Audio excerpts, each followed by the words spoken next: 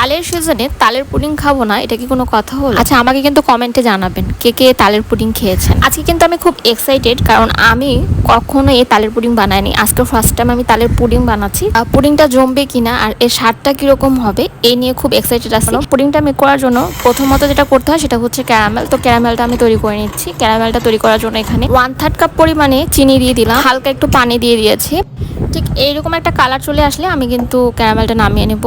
তারপরেও যেটা করতে হবে সেটা হচ্ছে আমি এখানে 3টা ডিম নিয়ে নিচ্ছি আর সাথে 1/4 কাপ পরিমাণে চিনি দিয়ে দিলাম। চিনিটা কিন্তু বাড়িও কমিয়ে নিতে পারেন, যে যেরকম চিনি খান। এখানে একটা ইলেকট্রিক বিটার দিয়ে একটু বিট করে নিচ্ছি। আপনারা চাইলে এটা হ্যান্ড উইক্স দিয়েও করতে পারেন, কোনো সমস্যা নেই। একটু টাইম আপ ডাউনের ব্যাপার আর কি। দেখতে পাচ্ছেন এরকম একটা কনসিস্টেন্সি আসবে। তারপরে হচ্ছে আমি এই বাটিটা সরিয়ে রেখা একটা বাটি দিয়ে এর মধ্যে 1 কাপ পাল্প দিয়ে দিলাম, অর্থাৎ 1 কাপ তাল দিয়ে দিলাম। এরপর আমি এখানে জ্বালিয়ে রাখা 1.5 কাপ দুধ দিয়ে দিলাম। তারপর খুব ভালোভাবে একটা কাঁটা চামচ দিয়ে মিক্স করে নিচ্ছি আর কি তাল আর দুধটা। একটা ছাঁকনি দিয়ে যে পাত্রে আমি পুডিংটা বসাবো, ক্যারামেল তৈরি করে রেখেছিলাম সে পাত্রে ঢেলে দিচ্ছি।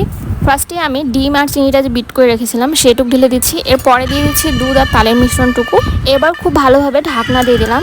এরপরে যেটা করতে হবে, কড়াইয়ের মধ্যে আমি পানি নিয়ে দেন একটা স্ট্যান্ড বসিয়ে দিলাম, পুডিং এর মোলটা বসিয়ে দিলাম। এরপরে ঢাকনার মধ্যে যদি কোনো ছিদ্র থেকে থাকে তাহলে ছিদ্রটা অফ করে দিতে হবে।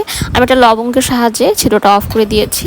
এরপরে মিডিয়াম টু লো আছে করে নিয়েছি আধা ঘন্টার মতো। বাট আধা ঘন্টার মধ্যে কিন্তু এই পুডিংটা একেবারে জমছিল না। আমি ঢাকনাটা উঠিয়ে চেক করে দেখি পুডিংটা জমে নাই। তারপরে কিন্তু আমি আবারও 20 থেকে 25 মিনিটের মতো হিট দিয়েছিলাম, যেখানে অন্যান্য পুডিংগুলো মাত্র 30 থেকে 45 মিনিটের মধ্যে একেবারে হয়ে যায়, সেখানে কিন্তু এটা অনেক বেশি সময় লেগেছে। দেন আরও 20 থেকে 25 মিনিট পরে আমি চেক করলাম যে পুডিংটা একদম পারফেক্টলি হয়ে গেছে। পরে পুডিংটা নামিয়ে আমি ঠিক ওইভাবেই 1 ঘন্টার মতো ফ্রিজে রেখে দিয়েছিলাম। এবার হচ্ছে আমি পুডিংটা আনমোল করছি। পুডিংটা চারো সাইডে আমি একটা নাইফের সাহায্যে খুব ভালোভাবে ছাড়িয়ে নিচ্ছি। দেখতে পাচ্ছেন পুডিংটা কতটা পারফেক্টলি হয়েছে।